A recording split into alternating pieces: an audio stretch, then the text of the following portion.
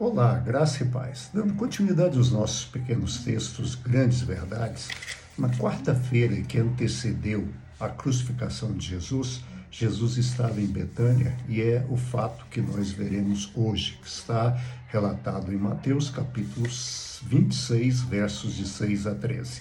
O texto diz assim: estando Jesus em Betânia, na casa de Simão o leproso, aproximou-se dele uma mulher com um frasco de alabastro, contendo um perfume muito caro.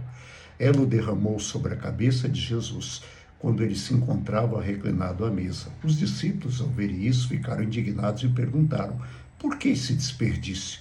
Este perfume poderia ser vendido por alto preço e o dinheiro dado aos pobres. Percebendo isso, Jesus lhes disse: por que vocês estão perturbando essa mulher? Ela praticou uma boa ação para comigo, pois os pobres vocês terão consigo sempre, mas a mim vocês nem sempre terão. Quando ela derramou este perfume sobre o meu corpo, ela o fez a fim de me preparar para o meu sepultamento. E eu lhes asseguro que em qualquer lugar do mundo inteiro onde este evangelho for anunciado, também o que ela fez será contado em sua memória.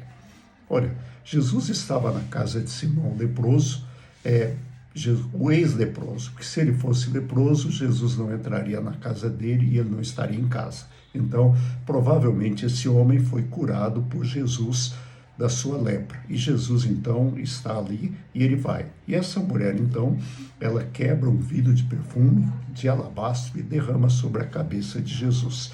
O texto aqui em Mateus diz que o perfume era caro. O texto paralelo, em Marcos capítulo 14, no verso 5, diz que o perfume custava 300 denários. Um denário era a diária de um trabalhador braçal, ou seja, o ano tem 365 dias. Você tira 52 sábados, sobra aí 310 dias. Você tira os feriados, é um ano de trabalho. Se você atualizar esse preço para a moeda brasileira corrente, o real, isso daria algo em torno de R$ 15.600. Era um perfume caríssimo. Diante deste fato, nós temos duas reações. Uma, os indignados. E esses indignados eram formados pelos discípulos de Jesus. Eles ficam chateados pelo desperdício desse dinheiro. Ele poderia ser dado aos pobres. É interessante que João capítulo 12, versos de 1 a 8, que também é um texto correlato a esse, trata do mesmo assunto, ele diz que o chefe da indignação, quem ficou mais indignado, foi Judas. E João diz o seguinte: Judas ficou indignado não é por causa dos pobres, mas porque ele era tesoureiro, cuidava da bolsa e era ladrão. Ou seja, Judas ficou indignado porque ele tinha menos dinheiro para roubar. Você já pensou em entrar de uma vez aí R$ 15.600? Então, por isso, ele ficou indignado. Não porque ele estivesse preocupado com os pobres. E é interessante que nessa indignação dos apóstolos, Jesus sai em defesa da mulher. E ele diz que essa mulher estava preparando o seu corpo para o sepultamento. E Jesus tem um ensino para os indignados. Jesus diz o seguinte: olha, os pobres vocês sempre terão com vocês e vocês poderão ajudá-los sempre que desejarem. Isso é o que está em Marcos, que é a citação literal de Deuteronômio 15:11. Alguns evangélicos, quando eles não querem ajudar os pobres, eles dizem: Jesus disse, os pobres vocês sempre têm com vocês. Sim, e Jesus cita Levítico. Levítico diz que, aliás, Deuteronômio, e Deuteronômio diz que por isso vocês devem cuidar. Quanto a esta mulher, o que ela fez será sempre lembrado.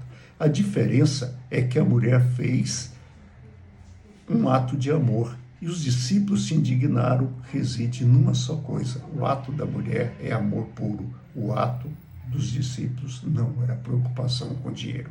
E é interessante que em João capítulo 12, o texto correlato, João diz que essa mulher era Maria, irmã de Lázaro. Portanto, um ato de amor assim enorme de uma mulher que amava muito a Jesus.